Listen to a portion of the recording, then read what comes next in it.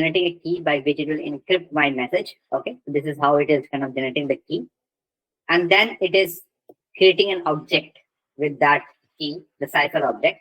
And now let's suppose this is the message that I want to kind of send out from the echo ping request. Okay, hello world.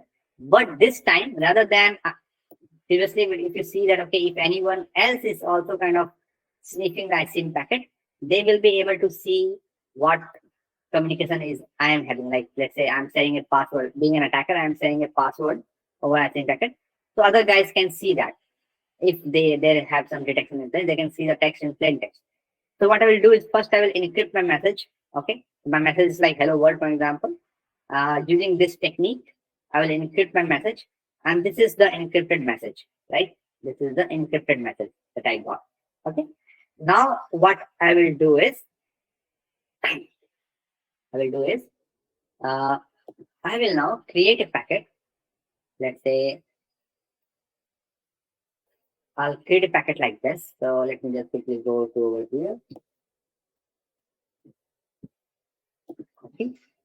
And this time I will, rather than this one, I will send this encrypted message. Okay, encrypted message.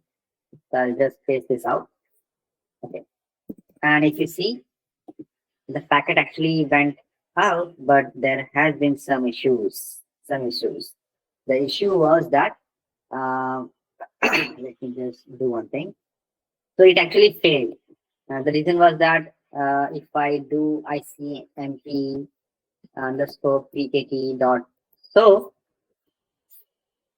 it says load, and then it is little bit in binary. So what we need to do is that we need to also kind of, let's say we need to kind of do some base 64 encoding actually over here.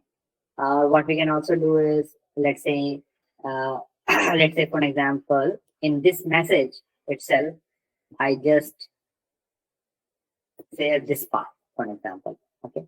So rather than the encrypted message, what I'm doing is, I'm just saying the half portion of that. Okay, half portion of that. And this time what I will do is I will just say,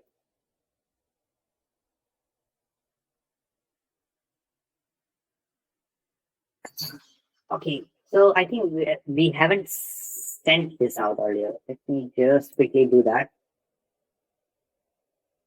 Encrypted message, this is our message, and we do send ICMP PKT.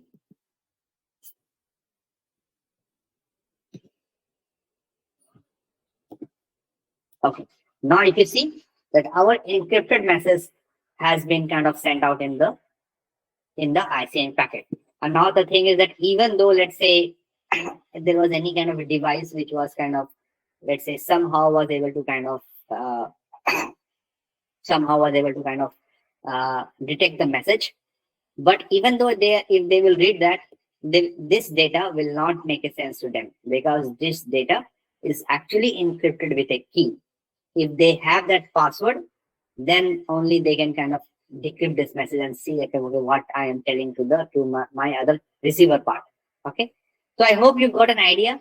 Like now here it is very, very difficult for anyone to figure out what the message I have been kind of sending out.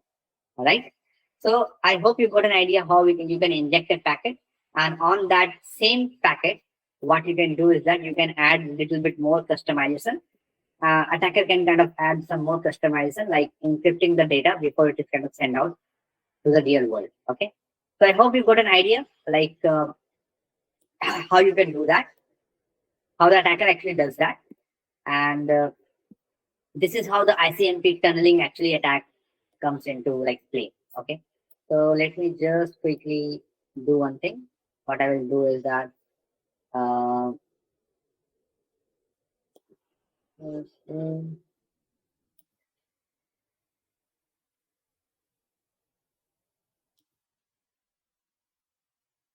so I hope guys you are also kind of trying to following upon, and you might not face any error because the Remnex source is pre-installed with all those modules.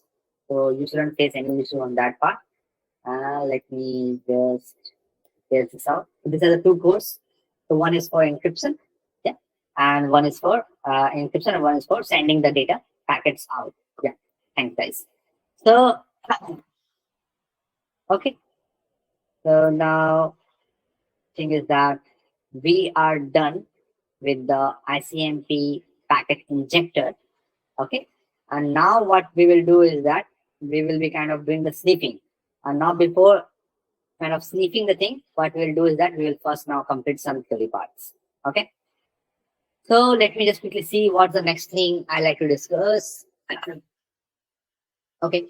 So there are a few more things that I like to discuss about the incident response part. And the thing is that then we will kind of see few of the incidents, and then Lockheed Martin kill chain. We'll look at those things. Okay. And so I will take now a 3 minutes break. I'll quickly grab some water, and then we'll kind of start the discussions. Okay. And in the meantime, guys, if you have any questions, feel free to kind of let me know once I come back after 3 minutes. Okay.